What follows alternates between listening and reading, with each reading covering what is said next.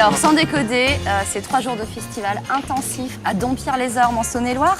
La Saône-et-Loire, pourquoi? Cette année, c'est le numérique qui est mis à l'honneur. Et nous, avec la bibliothèque départementale, on a voulu mélanger numérique, culture et sciences.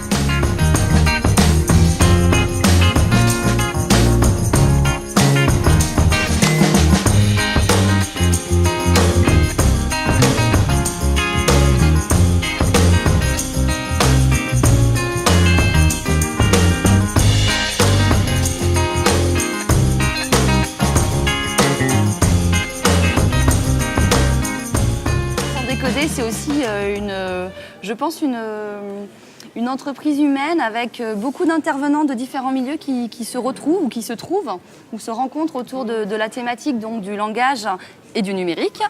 C'est aussi des équipes au sein du département de Saône-et-Loire qui est assez important, qui sont très investies aussi sur le sujet et qui ont créé des ateliers pour faire découvrir les applications, le numérique à tout un chacun, du tout petit de 2-3 ans aux personnes âgées de plus de 90 ans. Je crois qu'hier on en avait, qui arrivaient pour la première fois avec une tablette. Donc c'est très intéressant comme moment d'échange aussi, avec une entrée artistique aussi qui est très interactive, avec Scénocosme qui a une carte blanche et qui propose 3 œuvres aussi très intéressantes et parfois même déstabilisantes.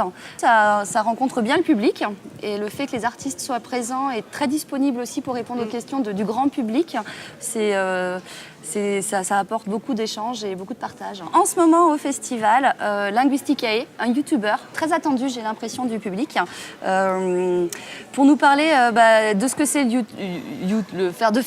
devenir youtubeur, qu'est-ce que c'est, et avec une entrée linguistique naturellement. Clara Baudou aussi, qui nous fait l'honneur d'être là et qui va nous présenter Madeleine Project, un projet un peu aberrant au départ qui est devenu une entreprise assez magnifique, avec un livre qui vient de sortir, spécialement pour le festival presque, parce qu'elle va faire ses premières dédicaces de son 2e ouvrage, je crois, et c'est quelque chose de très intéressant. Et qu'est-ce qu'on a fait d'autre? François Bon et Dominique Pifarelli avec une performance autour d'une nouvelle de Lovecraft dont François Bon est en train de retraduire l'œuvre. C'était la nouvelle musique d'Eric Zann. On accueille également Philippe Boinard qui nous a proposé une conférence sur le visage, une performance sur les paysages de la catastrophe. Et également une œuvre qui s'appelle Photomaton, une œuvre connectée. Et puis on accueille aussi bien sûr les Voyageurs du Code, un collectif qui émane de l'association Bibliothèques sans frontières. Les Voyageurs du Code qui sont installés dans Like This Box, mise à disposition par l'association, qui est une bibliothèque en kit créée par Philippe Stark pour avoir une offre culturelle dans des situations d'urgence, mais qui est aussi l'expression de ce qu'on peut imaginer d'une bibliothèque du XXIe siècle réduite à sa part essentielle, c'est-à-dire en fait un lieu de convivialité avec des documents de toutes formes.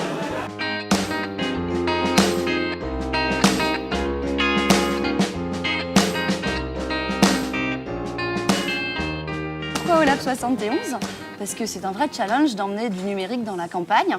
Le département est quand même à dominance rurale au niveau de la Saône-et-Loire et c'est important aussi de montrer qu'on peut faire des festivals numériques. Le numérique, c'est pas que dans des grandes communautés d'agglos, c'est bien aussi de l'emmener entre 2 vergers et 2 prairies, donc Dompierre-les-Ormes en l'occurrence.